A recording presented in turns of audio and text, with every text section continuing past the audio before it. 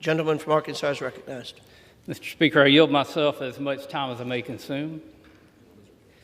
Gentleman's recognized. Thank you, Mr. Speaker. I rise today in reluctant opposition to H.R. 2773 as drafted. The goal of this bill is commendable. Republicans and Democrats alike want to see America's wildlife thrive. Unfortunately, the legislation as written contains partisan provisions that I simply cannot support. State and tribal fish and wildlife agencies have long been recognized as the primary and most well-equipped managers of local species and habitat in the United States. After all, those on the ground are more attuned to what's happening in their backyards than the federal government. That's why state and tribal wildlife agencies, as well as prominent sportsmen's groups, support this bill. While the bill would provide financial resources to states and tribes to help meet wildlife recovery goals, the spending is mandatory and lacks any offset.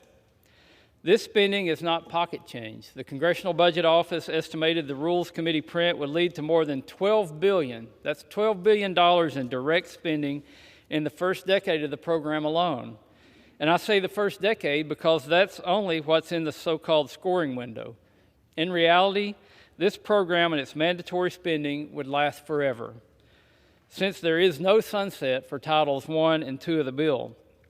Mr. Speaker, this is not the modern-day funding model suggested by the Blue Ribbon Commission.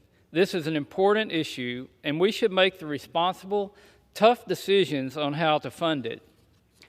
This funding model has no offset, ever, and it has an average expenditure of $1.4 billion per year. It's the most irresponsible, lazy way to fund the program, especially with the record government spending that's contributing to record inflation.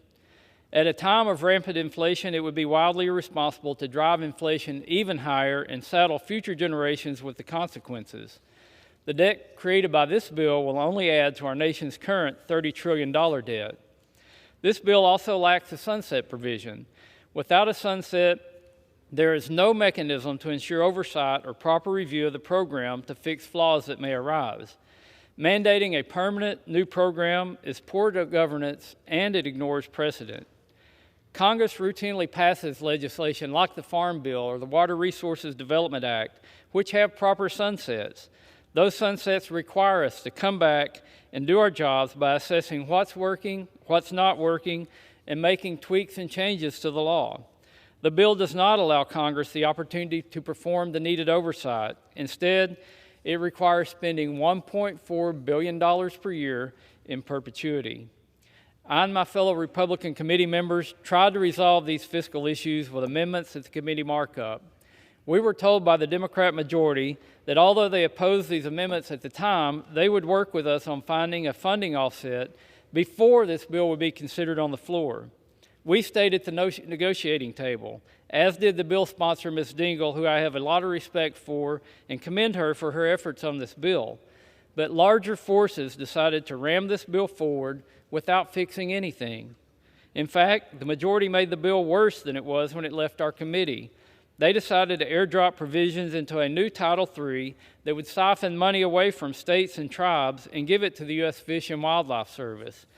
That's in direct contrast to the spirit of this bill to give money to state and tribal agencies so that they could do the management. We never even had the chance to debate this terrible title in the committee.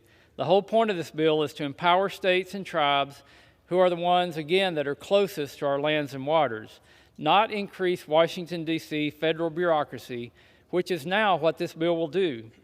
A number of Republican amendments proposed to the Rules Committee tried to fix these problems and several other issues, but they were summarily ignored, depriving us of ways to improve the bill and debate these issues today. As a result of all of this, we have a regrettably flawed bill. The situation we are now in was avoidable. The bill before us represents a lost opportunity to forge significant bipartisan compromise. It didn't have to be this way, and I hope that this is not a partisan sign of the future of conservation. I will remain at the table and hope that my Democrat colleagues come back and work together with us on a lasting solution. Until then, I am opposed to H.R. 2773 and I reluctantly encourage my colleagues to vote no on the resolution. I reserve the balance